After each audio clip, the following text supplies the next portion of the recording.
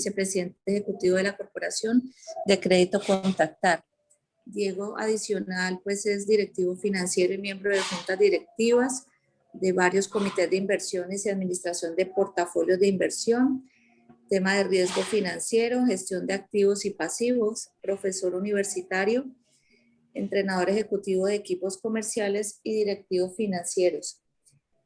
Ha mostrado interés en la investigación de mercado de valores, banca de inversión y educación financiera. Diego, buenos días, bienvenido. Buenos días, ¿cómo están? ¿Me escuchan bien? Sí, perfecto. Bueno, muchas gracias a todos por participar este día de hoy viernes acerca y darles algunos puntos de vista sobre la educación financiera a la asociación. A Claudia, muchísimas gracias por la invitación y pues nada, qué bueno poder compartir con ustedes algunos tips y algunos elementos claves de lo que está sucediendo actualmente en nuestra economía y en nuestras finanzas para poder tomar decisiones sostenibles y que nos permitan un mejor bienestar financiero, que es finalmente objetivos claves que debemos tener en cuenta al momento de decidir cuáles son los caminos que vamos a tomar en un momento determinado. Pues nada, para comenzar, los invito a seguirme en Twitter en la cuenta @PalenciaDiego, donde normalmente estoy compartiendo diariamente tips, preguntas, cualquier tipo de elemento que requiera de ampliación. Con el mayor gusto, vía Twitter podemos estar interactuando. Hoy quiero concentrarme en contarles un poco cuáles pueden ser elementos a tener en cuenta en la evaluación financiera en el actual contexto y poder introducir algunos elementos que son fundamentales para la comprensión y la evaluación financiera en tiempos de riesgo e incertidumbre. Por esa razón, ¿qué buscamos con el bienestar y la sostenibilidad financiera? Pues básicamente sembrar semillas que nos permitan transformarnos, porque la transformación son cambios continuos y estos cambios continuos los estamos viendo no solamente con la pandemia que nos ha cambiado muchos de los hábitos y de los roles que desempeñamos diariamente, sino también nos ha permitido cambiar al interior la forma, la estructura, los procedimientos, las tareas, las actividades que desarrollamos constantemente. Y no solamente la pandemia, sino el paro nacional y toda la dinámica que estamos viviendo actualmente, no solamente en Colombia, sino en el mundo. Y todos los desafíos y retos que tenemos con las nuevas variantes del COVID que están alterando completamente las perspectivas de corto, mediano y largo plazo. Es la primera vez que una pandemia en la tercera ola tiene más de 21 semanas continuas de crecimiento y mucho más en momentos tan complicados política y financieramente para toda la sociedad. Y creo que esos elementos hacen que esos cambios se vuelvan permanentes. Y al volverse permanentes, pues ya tenemos que adaptarnos. Lo decía muy bien la ley natural de Charles Darwin, que nos decía que no es ni el más inteligente ni el más fuerte el que sobrevive. No, no, no. Es el que mejor se adapta a las nuevas situaciones. Y a veces se nos olvida, porque pensamos que somos superiores, porque tenemos tecnología, porque tenemos mejor educación, porque tenemos mejores recursos. Se nos olvida que, sin embargo, estamos en el planeta Tierra, que es finito, y además de ser finito, tiene unas características muy claras, en las cuales o nos adaptamos o definitivamente la selección natural hará su obra. Y precisamente por esa razón tenemos que empezar a introducir ciertas palabras que son y ciertos conceptos que son importantes en este proceso de adaptación. Y uno de ellos es el concepto de bienestar financiero, que el Consumer Financial Protection Bureau lo define como el estado en el cual una persona puede satisfacer plenamente sus obligaciones financieras, tanto actuales como las que tienen en curso, y puede sentirse segura de su futuro financiero. Fíjense, ese concepto es bien complejo porque incluye el riesgo implícito, porque recuerden que el riesgo se mide en función del tiempo.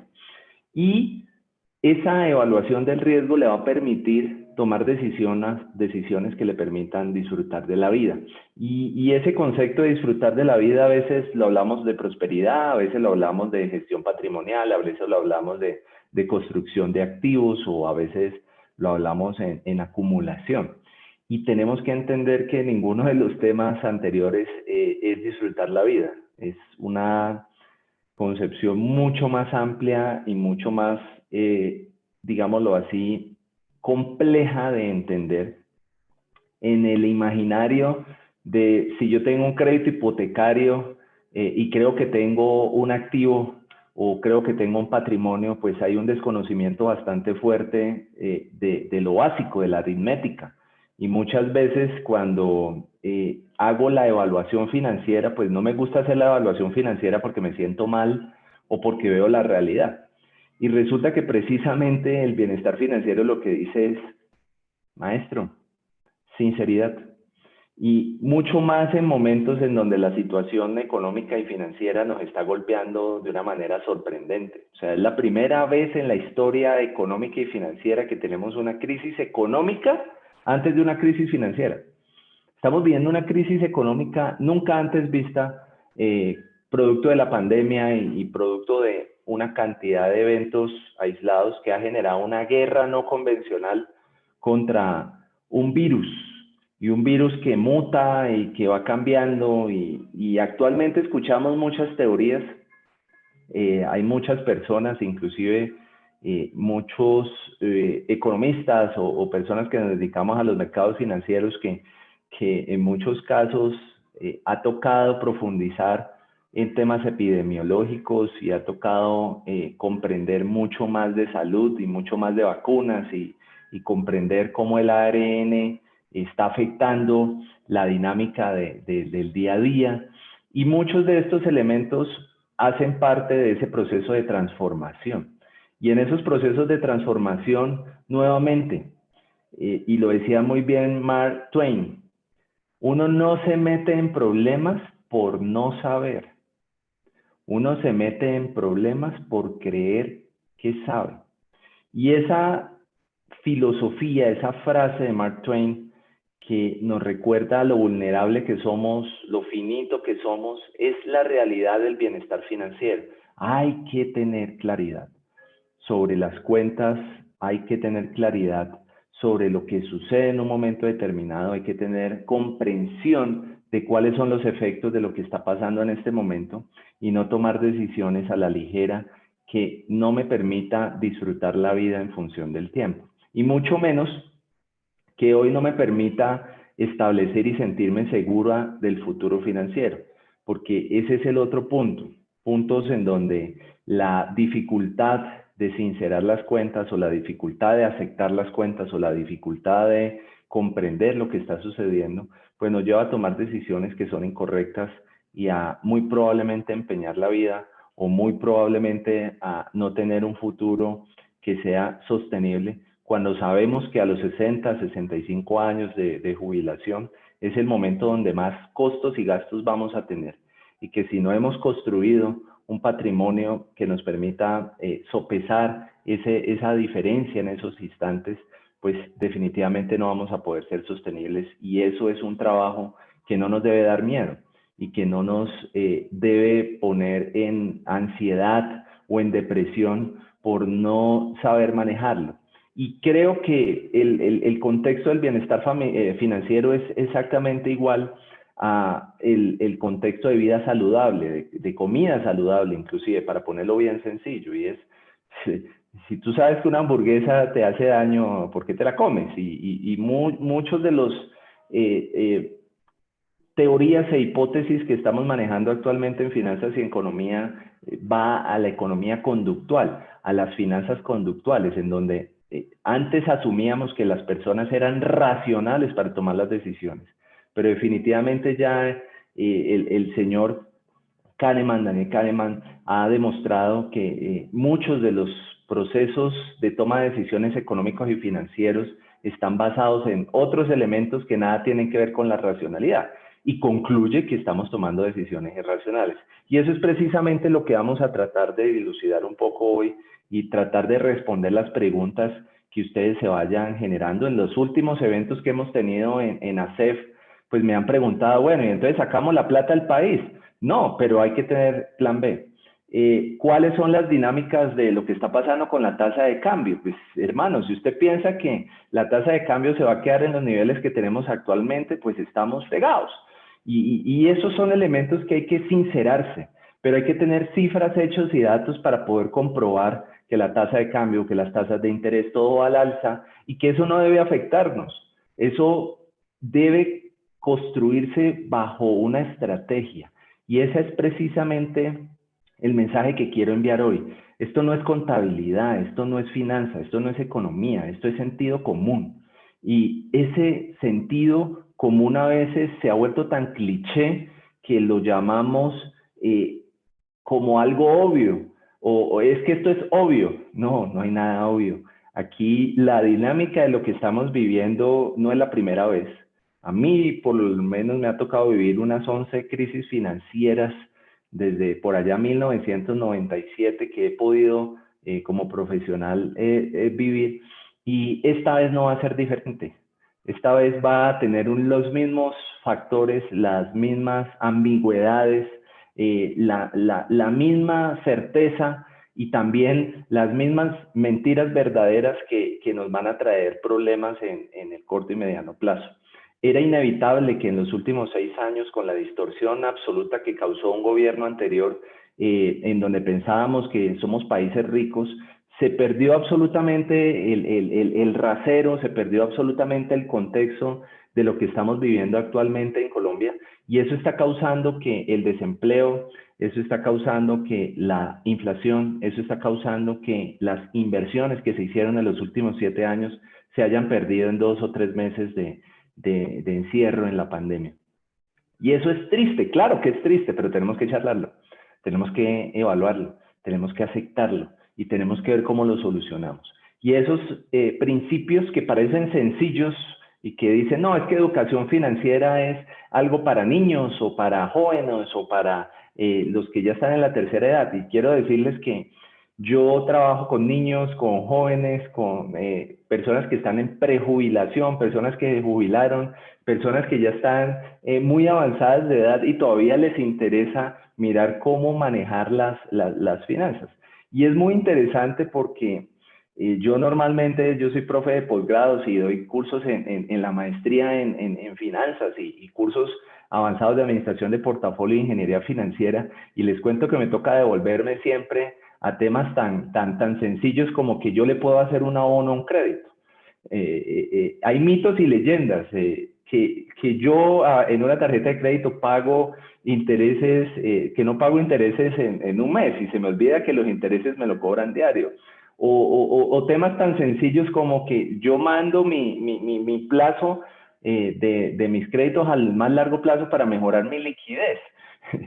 Porque pago una cuota más bajita y resulta que voy a pagar 7, 8, 9, 10, 11, 12, 20 veces el crédito. Y finalmente, esa dinámica de creer que saben, en muchos casos hay que tumbar ese egocentrismo o esa capacidad de poder, sin cifras, sin hechos y sin datos, sola con suposiciones, tratar de pensar que puedo hacer los cálculos.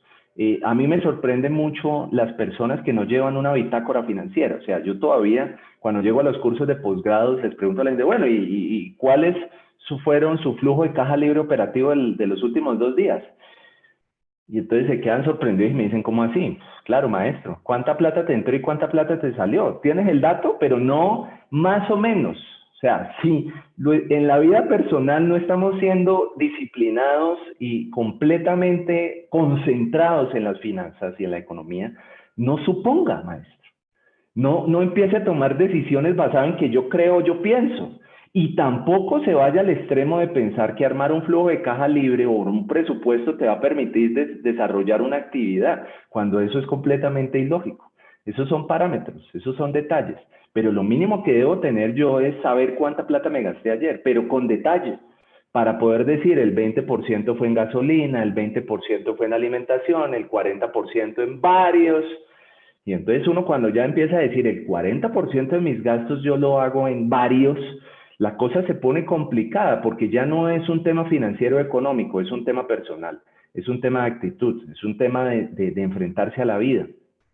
Porque muchas veces pensamos que la prosperidad o que los mal llamados gurús financieros nos dicen que la filosofía es el cuadrante, es tener la fe, es tener una cantidad de filosofías que no son prácticas, que son elementos en donde nos dejamos seducir por un criptoactivo. Y en muchos de mis eventos, inclusive hicimos uno con ASEF de criptoactivos y entonces la gente me decía, es que eso es una inversión. Y yo le decía, maestro, si usted piensa que un criptoactivo es una inversión, ahí ya empezamos mal, porque la inversión ni siquiera es tener la plata para poder invertir, no, es el flujo de caja libre operativo del ahorro. Entonces, es tan complicado a veces que hay personas que no tienen ni idea qué es ahorrar. Y esos conceptos tan sencillos, pues, no te permiten tener tranquilidad de tu futuro. En muchos casos, solamente tengo un solo ingreso. En muchos casos tengo gastos diarios, pero mi ingreso es mensual y no tomo partido para solucionar el problema. Y asimismo, esa gestión en función de la determinación de los periodos de tiempo nos llevan a tomar decisiones ilógicas. El día tiene 24 horas, perfectamente 8 horas podemos dormir y descansamos perfectamente, lo que quiere decir que usted tiene y puede tener 2 turnos de trabajo perfectamente, porque trabaja en el primer turno 8 horas y después trabaja en el siguiente turno otras 8 horas. Y no estoy hablando nada fuera de foco, pero muy probablemente no determinamos bien nuestros contratos de trabajo, de prestación de servicio, no determinamos muy bien la lógica con la cual estamos trabajando, le dedicamos mucho tiempo a actividades que no agregan valor, y esos conceptos cuando hablamos de EVA o cuando hablamos que es la generación de valor en función del tiempo, cuando hablamos de conceptos mucho más avanzados, pues creemos que sabemos entender cómo funciona eso, pero no hacemos lo básico, que es llevar una cuenta sencilla. Y no solamente lo veo en las finanzas personales, sino que lo veo en el mundo empresarial. Y es muy triste tener que hacer este ejemplo, pero quiero que comprendan y nos contextualicemos que la educación financiera es muy importante, demasiado importante. Y tenemos que dedicarle tiempo y no la podemos volver algo simple de aritmética o de multiplicación y división. Porque si fuera simplemente eso, ¿por qué la gente no hace el cálculo? Entonces, llego a compañías muchas veces que pagan la nómina con el sobregiro, con el cupo rotativo, y le dicen, venga hermano, necesito que nos solucione el problema. Pero un momentico, maestro, es que el problema es gravísimo. Si usted, su capital de trabajo no es positivo para poder tener los recursos, entonces me empiezan a decir, no, pues es que yo vendo a crédito, es que si no vendo a crédito no puedo vender. Y el modelo negocio, o dígame usted cómo, porque ya cuando se salen de la ropa, normalmente me dicen, entonces dígame usted pues que sabe tanto, pues y que como que viene aquí a darme cátedra. Y yo les contesto, a mí no me crean nada, ni yo les vengo a dar un decálogo de las 10 cosas que tienen que hacer para solucionar sus problemas financieros, porque es que la responsabilidad es personal e intransferible. Si usted no le puede soltar a una persona elementos o situaciones en las cuales usted es el responsable o usted es la persona que debe determinar las condiciones en un momento determinado. Entonces, esos elementos, señoras y señores, son los que vamos a tratar de compilar, de evaluar, de estructurar, para que podamos entender que esto parece muy simple, pero es extremadamente potente y muy probablemente hay mucho camino por recorrer en el futuro de la evaluación de los créditos, en la evaluación de las operaciones financieras, en la evaluación del flujo de caja libre operativo, que no es más que la plata que tengo en el bolsillo. Y normalmente cuando estamos reflexionando sobre la actual situación, pueden sonar como sencillas estas condiciones, y la pandemia nos trajo una de la movilidad que no la hemos pasado por alto. O sea, ya las personas en muchos casos dicen es que si no salgo a trabajar, es que si no salgo a hacer la plata para mi familia, pues no voy a sobrevivir, y resulta que estamos en una guerra no convencional y no lo hemos entendido. Y esa falta de comprensión y entendimiento está directamente relacionada muchas veces en la planeación del flujo de caja con detalle. Porque cuando yo ya me doy cuenta que si me enfermo, mi cuerpo va a cambiar y de aquí en adelante voy a tener un cambio absoluto de la medicina, de los controles, de la evaluación de mi desempeño como un ser humano, pues muchas veces arriesgo por hacer cosas que son ilógicas. Yo ya veo que yo cuando era joven también me pasaba algo parecido, pero me creía inmortal. Cuando uno tenía 18 años uno se quería comer el mundo y ahorita actualmente estoy viviendo las mismas cosas. Y lo simpático es que uno no puede decir nada porque cuando uno tenía 18 años también hacía cosas completamente locas y completamente fuera de foco precisamente por creer que la vida uno se la podía comer. Y resulta que por esa razón no entendemos el concepto del ahorro. Y al entender el concepto del ahorro, el ahorro no es para comprarme el carro, no es para irme de viaje, el ahorro no tiene nada que ver con tener una plata en una alcancía, el ahorro no tiene nada que ver con tener una plata en la fiducia. Eso es acumulación. Y precisamente el proceso de pensar que he acumulado hace que mi mente en un momento determinado diga, ah, no, es que aquí tengo estas 10 millones de pesos, entonces me merezco irme para Mykonos en Grecia, a las islas griegas, a gastarme esa plata porque es que yo no sé mañana qué me pueda pasar. De pronto mañana me da COVID y me muero y entonces no disfruté mi vida. Y ahí es donde uno debe respirar y debe decir, definitivamente por eso, por no cuidar los ahorros y no entender el concepto de ahorro es que no podemos cuidar los gastos. Y esto parece sencillísimo, pero es que si yo no cuido los ahorros y no cuido mis gastos es porque no tengo una buena planeación por flujo de caja detallado. Y si no lo tengo, pues no estoy entendiendo dónde estoy. Porque yo, para poder restringir la movilidad al máximo, pues tengo que tener una planeación, porque entonces, ¿qué voy a hacer? Entonces, me quedo enclaustrado en mi casa y no hago nada más, ¿no? Esto es un paso a paso. Y estas ideas lo que buscan es ayudar en las emergencias. Para mí ha sido muy triste que ahora sí me pregunta la gente que si necesita cuenta en el exterior. Y yo, sí, hay que tener cuenta del exterior. Eso es básico. Nivel 1 financiero, cuenta en pesos y cuenta en dólares. Nivel 2, debes tener un fondo voluntario de pensiones y un fondo mutual, porque muy probablemente nosotros no alcanzaremos a pensionarnos. Y no quiero desear que eso pase, no, hay que hacer las cifras, los hechos y los datos, porque cuando uno comprende claramente que debe tener colchones, anillos de seguridad de emergencia, implica que debe tener una planeación muy buena de cuáles deben ser los límites a mis gastos y cuáles deben ser lo infinito que deben ser mis ingresos, y en la optimización del tiempo empiezo a encontrar una forma diferente de actuar. Y eso precisamente es uno de los elementos importantes para poder analizar la pertinencia de la inversión y la financiación. Pero no queremos esto, no queremos llegar al punto de poder hacer decisiones de inversión en financiación, sino que lo que queremos es la casa ya, el carro ya, y si lo podemos, nos pueden dar el crédito por una aplicación o por internet o rápido, pues buenísimo, porque eso lo que me quiere decir es que ya voy a tener lo que yo quiero y resulta que muy probablemente estás vendiendo tiempo. Lo voy a poner bonito para que esta charla tampoco lo que genere es aspectos de, bueno, y entonces me estás regañando o me estás diciendo qué tengo que hacer. No, lo que te estoy diciendo es pon los pies sobre la tierra, porque si en este momento perdiste tu trabajo, si en este momento se te redujeron los ingresos, si en este momento tienes un problema de liquidez de corto plazo, pues definitivamente tienes que devolverte y tienes que empezar a analizar claramente cuáles son tus decisiones y cómo estás tomando tus decisiones, porque no está mal equivocarse, ¿sí? Equivocarse, eso es parte del ser humano. Lo que sí está grave es no corregir los errores y en esa corrección de errores, pues eso cuesta sangre, sudor y lágrimas. Y lo más triste, uno normalmente pierde mucho tiempo.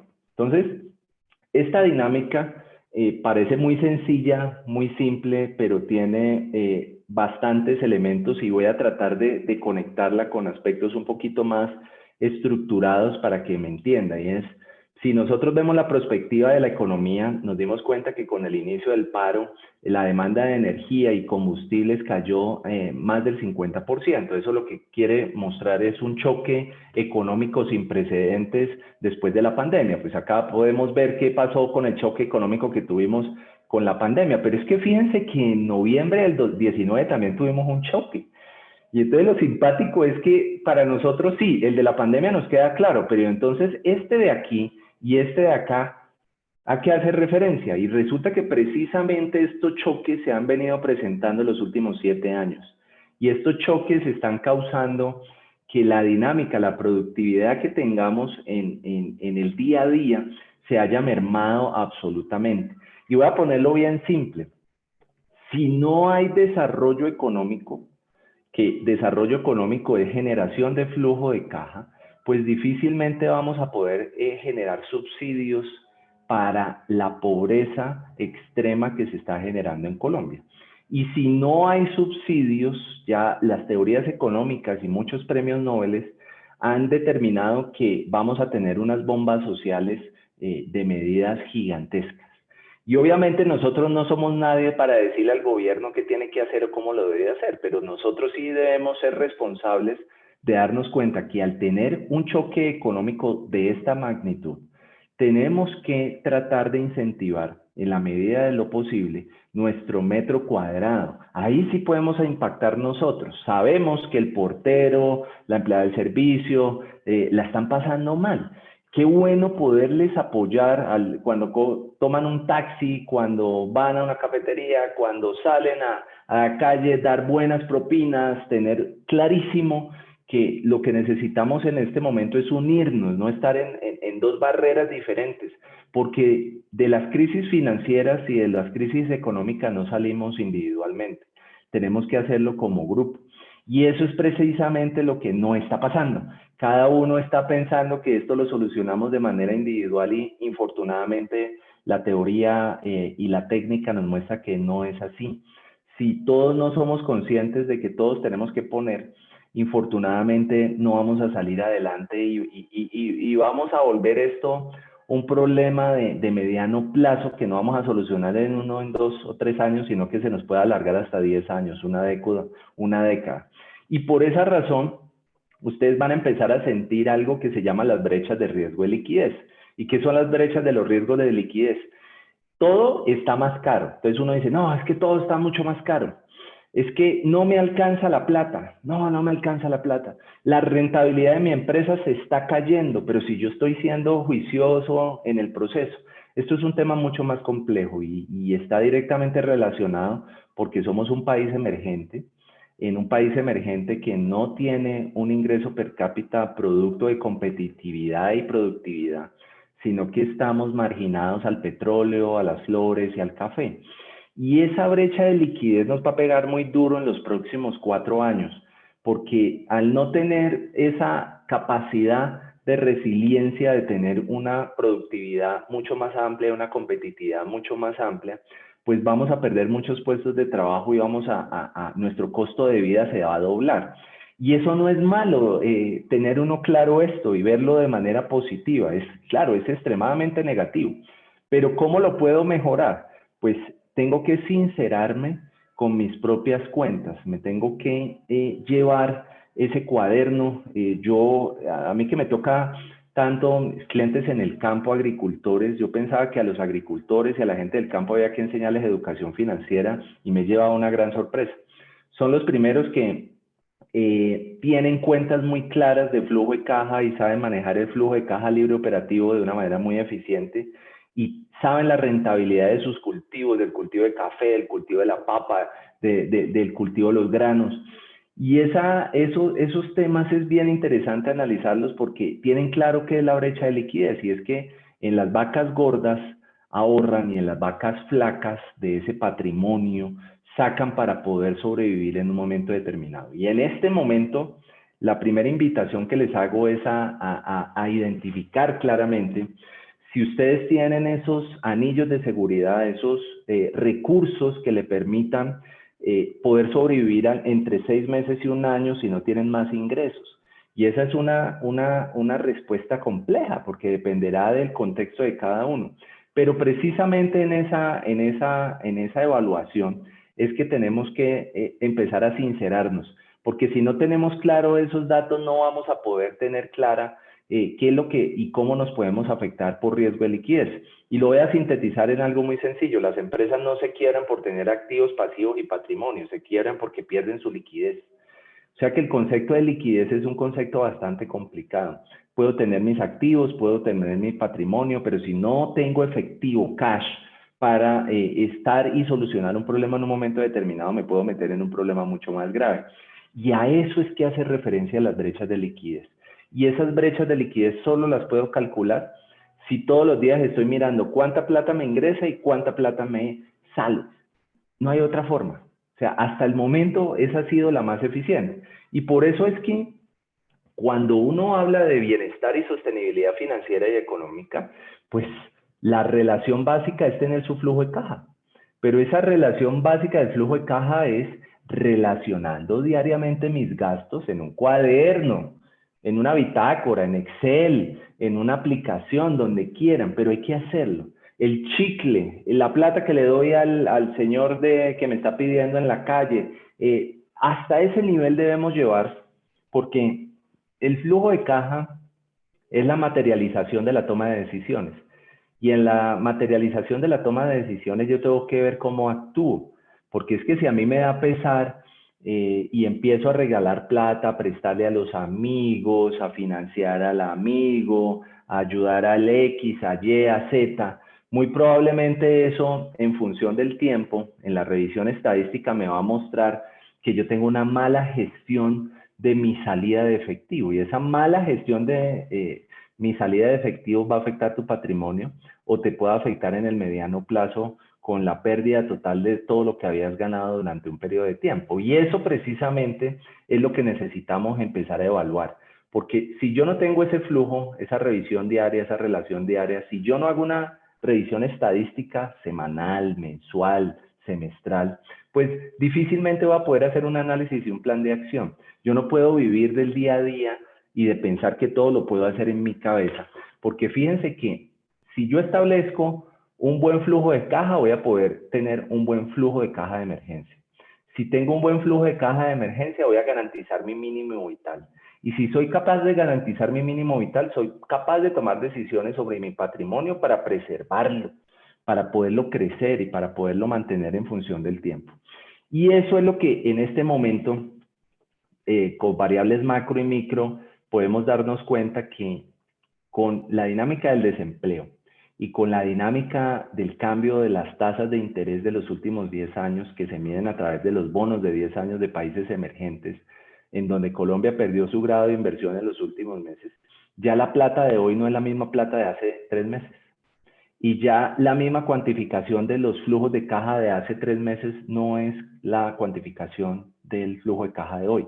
Y lo podemos ver por algo más, mucho más tangible, y es, yo estoy en varias juntas directivas de compañías en sector agroindustrial, financiero, manufactura, y entonces en todas estábamos perdiendo plata. Y entonces uno dice, ¿por qué estamos perdiendo plata? Pues porque hay una brecha de liquidez. ¿Y por qué hay una brecha de liquidez? Porque no me alcanza la plata. ¿Y por qué no me alcanza la plata? Porque los precios de la mayoría de las materias primas o los costos y gastos se han duplicado, o peor aún, me ha tocado cerrar mi compañía durante ciertos periodos de tiempo y seguir pagando todos sus costos y sus gastos. Y eso nos va a pasar una factura con rezago. ¿Qué quiere decir eso? Esto no lo vamos a ver en 1 o 2 meses, esto lo vamos a ver entre 6 y 18 meses. Entonces, si yo no soy consciente de lo que está pasando actualmente y lo conecto con mi flujo de caja, pues muy probablemente yo no voy a sostenerme a que de aquí en adelante el desempleo seguirá aumentando y adicional a eso las tasas de interés seguirán aumentando. Y si usted está extremadamente endeudado, pues el problema es que usted no se va a dar cuenta. Eso es como cuando a un sapito lo meten en el agua hirviendo, salta de una, pero si usted mete al sapito y le va calentando el agua, pues muere ahí. Y eso es lo que pasa con las operaciones financieras. A veces uno es muy positivo y dice, al futuro esto va a mejorar. No, pero yo sigo pagando esto porque a futuro esto va a mejorar. Pues les tengo malas noticias porque muy probablemente eso lo va a llevar a la ruina. Y el problema de esos conceptos es que encontramos mentalmente o emocionalmente o sentimentalmente miles de factores que hacen que no queramos tomar decisiones y que no nos queramos dejar vencer. Y en muchos casos, usted por su resiliencia y su capacidad puede volver a sacar adelante una compañía, pero ¿a qué costo? ¿Y cuántos años perdió? ¿Y cuánta plata le invirtió para simplemente mostrar que usted no se dejó quebrar? Entonces son elementos que no son tan sencillos de explicar y que pues no podríamos ponernos a explicar en esta sesión, pero que desde un punto de vista de curiosidad, desde un punto de vista de preparación, pues tenemos que empezar a generar y a darnos cuenta que los factores financieros y económicos están extremadamente conectados y que obviamente esto va a causar una distorsión en la tasa de cambio. El canal de tasa de cambio, uno muchas veces, yo hago chistes en las empresas y llego y le pregunto al contador, bueno, contador, ¿y cómo estuvo el dólar ayer? Me dice, no, pero es que nosotros no somos ni importadores ni exportadores. Y entonces yo digo, maestro, no estamos entendiendo que el canal de tasa de cambio es la válvula de escape de una economía y que me muestra las alteraciones que estamos viviendo. Y fíjense que llevamos más de año y medio, 2 años, en donde el dólar no baja de 3.500 pesos. Y los días que ha bajado de 3.500 pesos ha sido por condiciones de oferta oportuna. O sea, si yo le meto plata, pues obviamente los precios se van a alterar, pero eso no quiere decir que macroeconómicamente esto vaya a cambiar. Y precisamente esto está pasando a nivel internacional. Hay un variable que se llama DXY, que es la representación de lo que está pasando con todas las monedas a nivel internacional. Y nos damos cuenta que nuestra moneda se mueve al vaivén del resto del mundo, o sea que nosotros no estamos aislados, no estamos blindados y vamos a seguir moviéndonos en esa tendencia. Y muy probablemente estamos muy por debajo de las condiciones claras de lo que está pasando y esto va a tener unos resultados bastante fuertes en los flujos de caja. Y si a eso le sumamos que después de la rebaja de calificaciones, bueno, a excepción de Rusia, que en Rusia todo es al revés, pero en la mayoría de países donde se pierde la calificación, pues inmediatamente las tasas de interés en los siguientes años van a subir. Y eso va a tener un efecto en la rentabilidad que no se nota si yo no entiendo el concepto de brecha de liquidez. Entonces aquí voy a ser un poquito más técnico, pero lo que quiero dejar el mensaje es, mire, es muy sencillo. Esto es, si hoy no me alcanzó la plata para comprarme X cosa, pues tengo un problema de liquidez. Si no me entró la plata en el momento oportuno que mi cliente me había dicho que iba a entrar, pues tengo un problema de liquidez. Si yo en un momento determinado no tengo un colchón amplio para poder sobrevivir a esta etapa, pues tengo un problema de liquidez. Pero para los problemas de liquidez hay soluciones y están completamente disponibles para la evaluación. Entonces, probablemente aquí nos damos cuenta el pico que tuvimos con el COVID, pero ya estamos viendo lo que está sucediendo en los últimos meses, que el paro, y por lo menos en las compañías donde yo estoy, el paro fue peor que la pandemia. O sea, el paro trajo mayores problemas y mayores ineficiencias y pérdida de competitividad que el mismo COVID.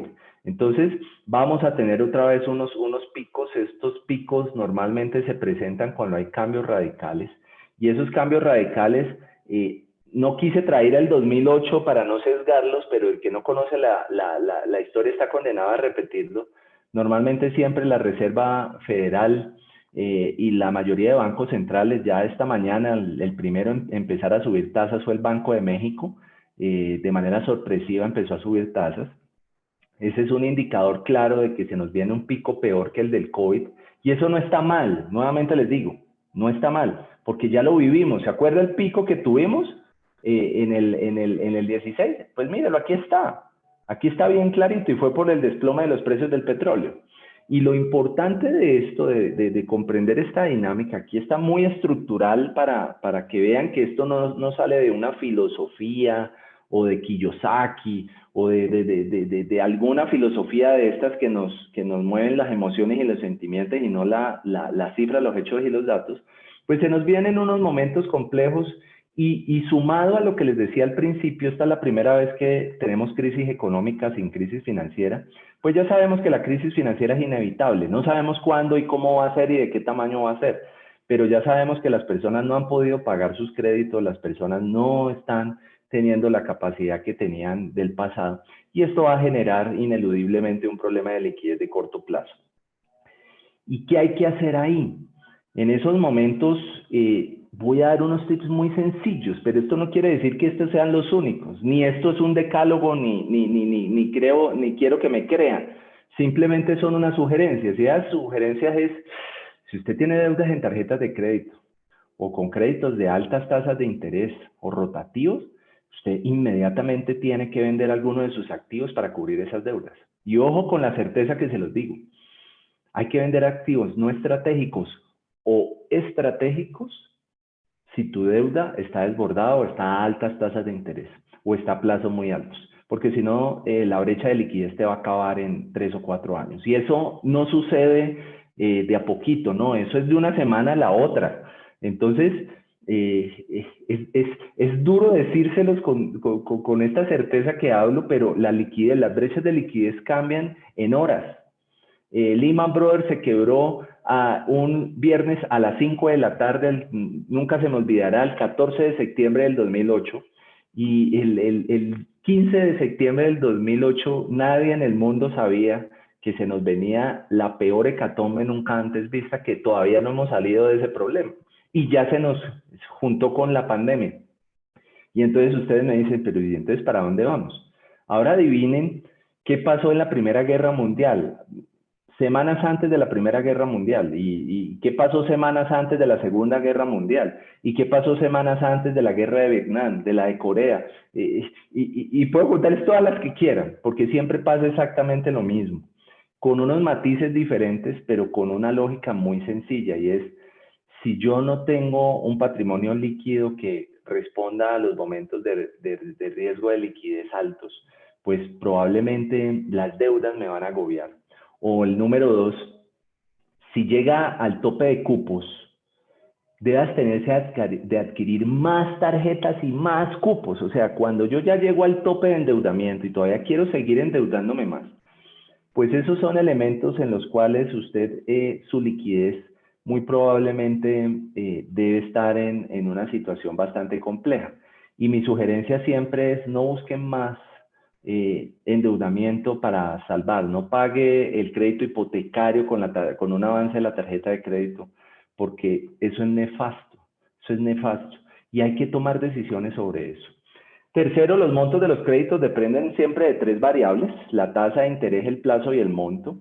Y parece sencillo, pero siempre me encuentro con el mismo problema. Y hay personas que creen que haciéndole abonos a capital, a un crédito a capital, entre comillas, yo puedo cambiar el tiempo. Entonces, yo siempre me refiero a Einstein y a la ley de universal, en donde dice que uno no puede ni regresar el tiempo ni adelantarlo.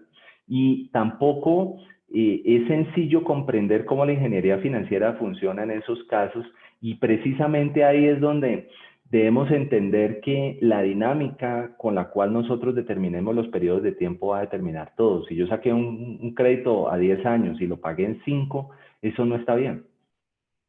Si yo creo que cuando estoy haciendo una operación financiera porque hago abonos a capital esporádicos o extraordinarios, eso me va a permitir pagar menos intereses, pues estoy completamente equivocado. Y precisamente por eso es que si usted, por ejemplo, busca refinanciarse en los momentos en donde no puede hacer pagos, si usted busca refinanciarse, grave, ¿no? Porque esos procesos son procesos en los cuales su capital, su patrimonio, su flujo de caja se va a ver afectado en periodos de tiempo muy largos, y la sostenibilidad financiera depende básicamente de definir muy bien los montos, definir muy bien los plazos y escoger las mejores tasas, porque finalmente no es una de ellas.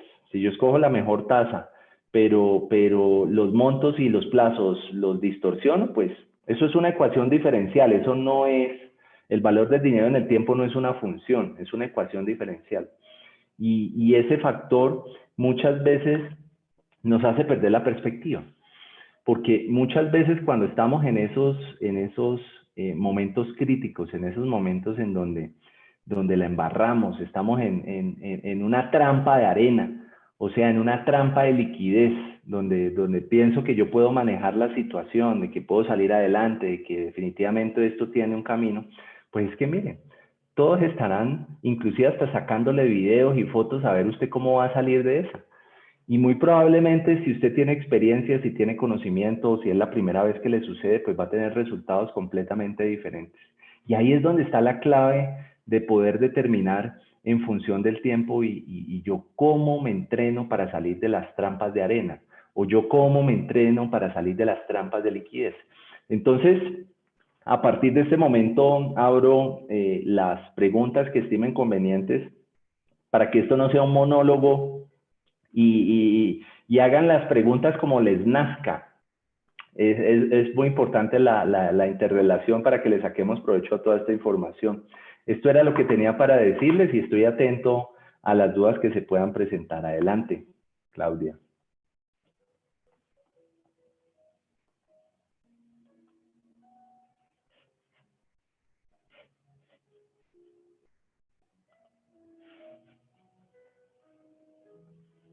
Tranquilos que aquí estamos preparados para resolver las preguntas que quieran. Y si quieren, me dicen, un amigo le manda a preguntar, no hay ningún problema.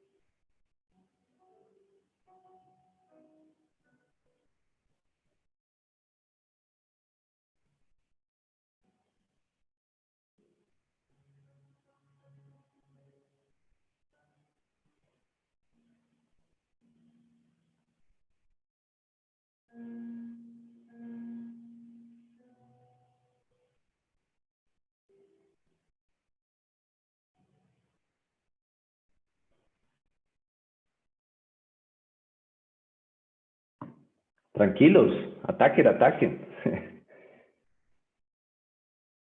Sí, fíjate Adriana que uno de los problemas de la ansiedad, digámoslo así, es que, y aquí me voy a volver un poquito técnico, pero es que me ha tocado, tú no te imaginas cuántos colegas en los momentos críticos me buscan para tener puntos de vista sobre la solución de problemas.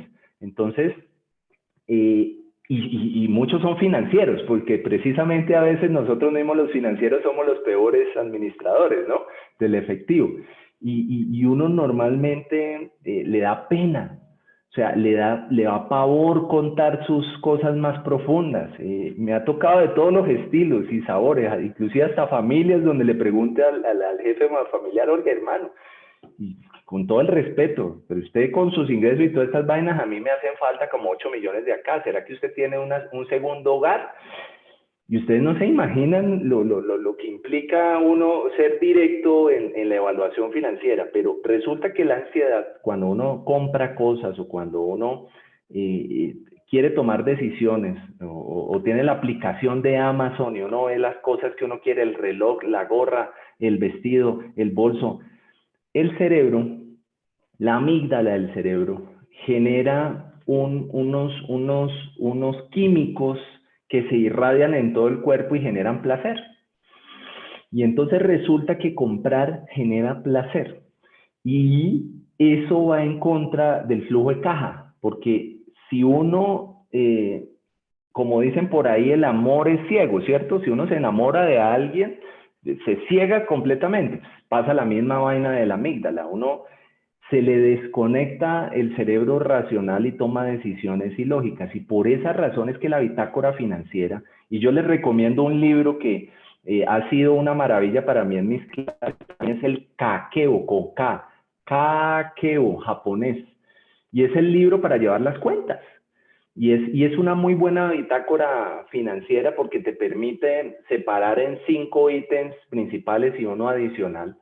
¿Cómo es mi hábito de gastos y cómo me muevo yo al momento de tomar decisiones? Y muy probablemente lo que tenemos que empezar a darnos cuenta en el día a día es que la dinámica de la estructura con la cual de una u otra manera yo actúo se determina también por la química de mi cuerpo. Y ahí eso hay que trabajarlo porque la planeación financiera lo que busca es determinar, yo me merezco comprarme ciertas cosas, claro, pero realice la planeación, realice el paso a paso de qué es lo que yo quiero para volverla un poquito más racional. Nuevamente, muchas veces no podemos dejar de ser humanos, de tomar decisiones impulsivas, pero sepamos que esas decisiones impulsivas las tenemos que empezar a limitar para evitarnos en un momento determinado. Y comprender que ahorrar no es y no debe ser solamente un sacrificio. Ahorrar debe ser la construcción de mi patrimonio, porque es que el ahorro es de largo plazo. Yo ahorro es para tener por allá cuando tenga 60 años los recursos disponibles para poder decir, me puedo dedicar a hacer lo que yo quiera, a estudiar lo que yo quiera, pasar a la segunda etapa. Yo cuando me reúno con los jubilados y los prejubilados, yo siempre trato de dejarles el mensaje, hermano, es que esta es la siguiente vida que usted tiene que vivir en este planeta, maestro.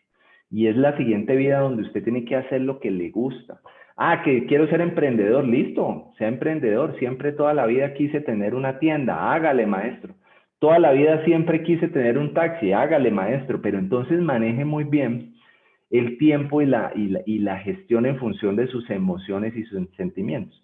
Y no está mal sentarse con profesionales. Es que a veces se victimiza uno y dice, no, es que yo no estoy loco. No, pero es que maestro, a veces uno tiene que sentarse con personas de confianza, pero no con los amigotes, ¿no? No con los amigotes, con personas de confianza. Y a decirle, mira, me está pasando esto, ¿cómo la ves? No, maestro, pues ahí, aquí lo que hay que hacer es A, B y C. No, pero es que yo no voy a hacer eso. Ah, no, maestro, entonces vaya, pregúntele y vaya, metas en el problema, porque si no quieres hacer lo que hay que hacer, pues definitivamente quieres tener un resultado que es poco lógico. Entonces, es el proceso de tener ese proceso de comprar y de comprar, es un proceso genético y es un proceso natural del cuerpo. Entonces, para poderlo controlar, tenemos que ponerle las limitaciones del caso. Y esas limitaciones no son a la fuerza, no son impuestas, ¿no? Es que voy a dejar de fumar, voy a dejar de beber, voy a dejar de ser... No, eso tiene su tiempo. Se han desarrollado muchas terapias y se han desarrollado muchas reuniones, inclusive el coaching ayuda muchísimo, la mentoría ayuda muchísimo para confrontarse. Entonces uno lo que necesita, estimada Adriana, es una buena conversación antes de tomar decisiones que son radicales. Y eso no quiere decir que cada vez que te vayas a comprar una blusa tienes que llamar al terapeuta o al mentor para decirle, ¿será que la compro? No. La responsabilidad es personal e intransferible, pero recuerda que siempre tu cuerpo te va a mover a tomar decisiones impulsivas y eso hay que empezar a manejarlo de una manera mucho más clara. Yo soy compulsivo, por ejemplo, con los libros, entonces yo me río porque tengo más o menos unos 14 libros por leer. Y lo más simpático es que les aseguro que voy a una librería esta tarde y me compro otros 3. Y entonces mi esposa me dice, gracias a Dios pude llegar a un acuerdo con mi esposa en que me compré un Kindle. Entonces en el Kindle pues compro el libro, queda digital, no es físico, pero hay libros que no se consiguen en Kindle y que para mí los libros son un placer. O sea, para mí un viernes por la noche sentarme a leer es un placer, pero me mueve la química de seguir comprando más de manera ilógica, ¿sí lo ves? Entonces uno tiene que empezar a compensar esos temas y yo siempre hago el chiste de que a las señoritas el closet mide más o menos unos 6 metros, ¿no? Para abrirlo esos son 6 metros, entonces uno llega y chun chun y abre todo el closet de las señoritas y se paran en la mitad del closet y van para una fiesta y dicen, no tengo nada qué ponerme. Entonces, esa dinámica es una dinámica que hay que trabajarla y yo les recomiendo las buenas conversaciones. Esas conversaciones con personas de su confianza o con terapeutas o con personas especializadas en donde uno vaya y diga, mira, yo estoy pensando esto y el otro diga, oye, maestra, pero estás como un poquito fuera de foco. Deberías pensarlo desde esta manera, pero finalmente la responsabilidad es personal e intransferible. Y dice por acá, y así las cosas, si tomo un crédito hipotecario a 15 años hoy, realizo abonos extraordinarios para abonar a capital en función de reducir tiempo y ahorrar en pago. Está mal es. Entonces, fíjate lo importante, Sergio, de tu pregunta, y es, si yo tengo recursos adicionales porque semestralmente me pagan una prima, trimestralmente me pagan un bono adicional y voy a tener unos ingresos extra, yo desde el principio del crédito debo hacer la planeación del flujo de caja del crédito, porque es que el crédito no es una función, no es AX más B igual a Y. Entonces yo no puedo hallar y no puedo determinar exactamente, y lo van a entender de una manera muy sencilla. Uno al principio de un crédito paga ¿qué? Más interés o más capital. Entonces yo les aseguro que independiente de la profesión que ustedes tengan, inmediatamente ustedes me van a responder, no, pues uno paga más intereses, porque eso es una ecuación diferencial. Entonces, el banco para cubrir su riesgo, lo primero que hace es que la gestión, el flujo de caja, la sucesión matemática de los intereses hacen que retorne la plata más rápido al banco por el riesgo que está asumiendo al momento de tomar una decisión. Entonces, un crédito normalmente lo más importante es determinar el periodo de tiempo en el cual yo voy a hacer. Si tú estás haciendo un crédito a 15 años, te aseguro que si lo miras a 10 años, te estás ahorrando más o menos entre 3 y 4 veces el valor del crédito en intereses. Entonces, y si adicional a eso le vas a hacer crédito, abonos extraordinarios, fíjalos. Yo siempre recomiendo que sean abonos anuales. Entonces, para que usted no esté con esa presión de que cada 6 meses o cada 3 meses tiene que hacer el abono y la tabla de amortización queda muy complicada, entonces haga abonos anuales y prepárese en su flujo de caja que si lo hace bien puede decir, ah, no, pues que yo cada año puedo abonarle 2 millones. Cuando hace el ejercicio, se da cuenta que puede pagar el crédito inclusive entre 5 y 4 años. Entonces, cuando usted ya ve que lo puede pagar entre 5 y 4 años, inmediatamente me dice, Diego, entonces, ¿cómo estructuro la tabla de amortización? Entonces, bienvenido a la ingeniería financiera, porque las funciones de crédito no son funciones sencillas o funciones de una o dos variables, no, son funciones mucho más complejas que requieren de un análisis un poquito más enfocado. ¿Y qué ganas? Ganas liquidez, porque a pesar de que la cuota te queda más grande, tú estás abonando más a capital que a interés. Y esa debe ser la lógica cuando yo hago un crédito. Yo en un crédito debo, y estoy haciendo las cosas bien, cuando estoy abonando desde la primera cuota más a capital que a intereses. Y eso ojalá se les quede en la mente para que lo sigan investigando y con el mayor gusto, si en algún momento quieren que hagamos una sesión para mirar cómo tomar buenas decisiones financieras en procesos de financiación, porque si ustedes lo entienden con un crédito, lo van a entender con la inversión. Eso sale por defecto, porque lo uno es contrario a lo otro. Si yo me endeudo, debo endeudarme con cuotas más altas, que es antiintuitivo, y con periodos de tiempo más cortos, eso es antiintuitivo. Pero para ponerles un ejemplo, si ustedes sacan un crédito hipotecario a 20 años, lo están pagando, dígame en una cifra, yo siempre hago este ejercicio y la gente me dice, no, pues yo estoy pagando ese crédito como 7, 8 veces. Y entonces yo les respondo, si yo pagara 7, 8 veces no sería negocio. Entonces ahí les dejo la duda para que sigan pensando. ¿Por qué no es bueno hacer abonos a capital en un crédito hipotecario? Porque altero la sucesión matemática. Entonces, como les decía al principio, si yo estoy pagando más capital o más interés en la función, eso es lo que me importa a mí cuando estoy haciendo una operación financiera. El saldo de mi crédito no es capital.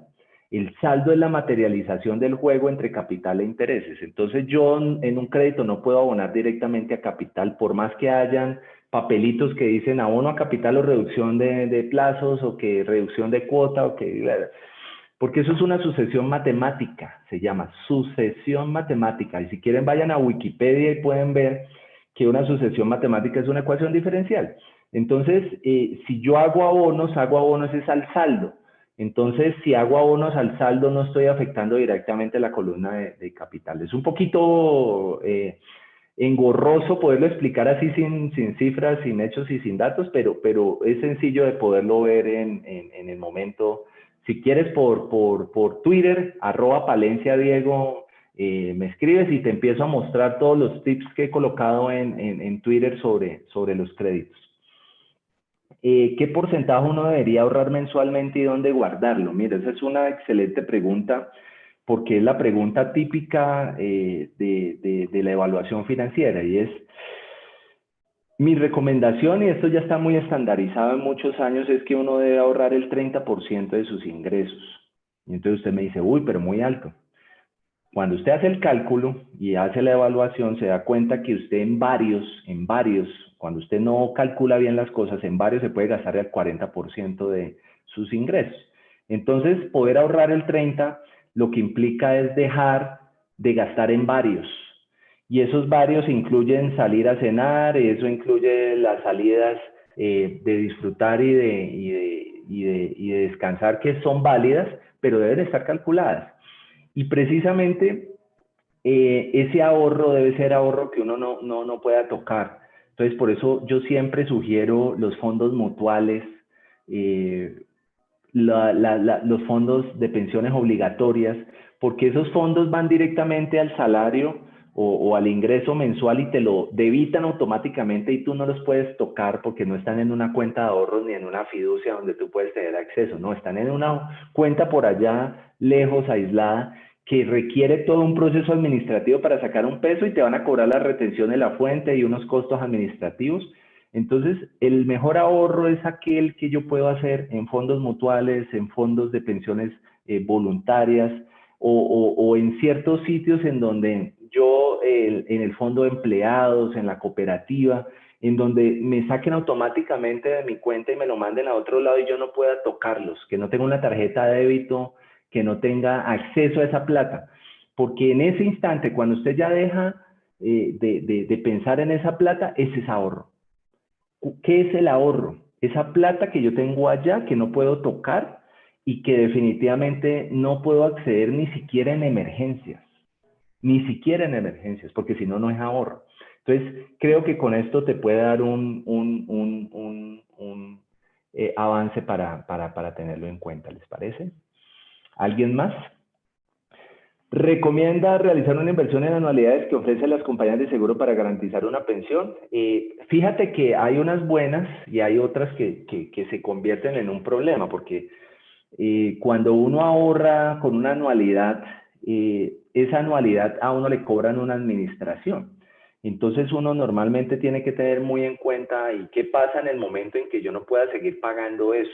Entonces, siempre las recomendaciones que yo les doy cuando quieren tener esas anualidades para pagar el colegio de los hijos, para su pensión, para su vejez, para el ahorro, para comprar sus cosas en el futuro, pues traten siempre de tener la ficha técnica y de que le expliquen a grandes rasgos, bueno, ¿y qué pasa si yo tengo que sacar la plata? ¿Cuánto me cobran de administración? ¿Cuánto es la rentabilidad promedio? Porque a veces es mejor, en vez de hacer esas anualidades en una empresa de seguros, es mejor hacerla en el fondo de pensiones voluntarias o en un fondo mutual que tiene rentabilidades mucho más atractivas intereses mucho más atractivos y hay comisiones de administración mucho más bajas por su volumen de operación. Bueno, pues si no hay más preguntas, señoritas y señores, ha sido un placer acompañarlos en esta sesión. Por allá en julio tendremos una nueva sesión y creo que esa nueva sesión la voy a enfocar en cómo tomar decisiones financieras de financiación y que hablemos un poquito, bueno, y cómo es eso de la tabla de amortización y la sucesión matemática de un crédito. Creo que ese podría ser un buen tema para que ustedes motiven también a más personas a venir a estos eventos de educación financiera que son tan importantes y tratemos de poner nuestro grano de arena para mejorar la situación actual de nuestra querida Colombia y del mundo en periodos de riesgo e incertidumbre. A todos muchísimas gracias y un placer haberlos acompañado.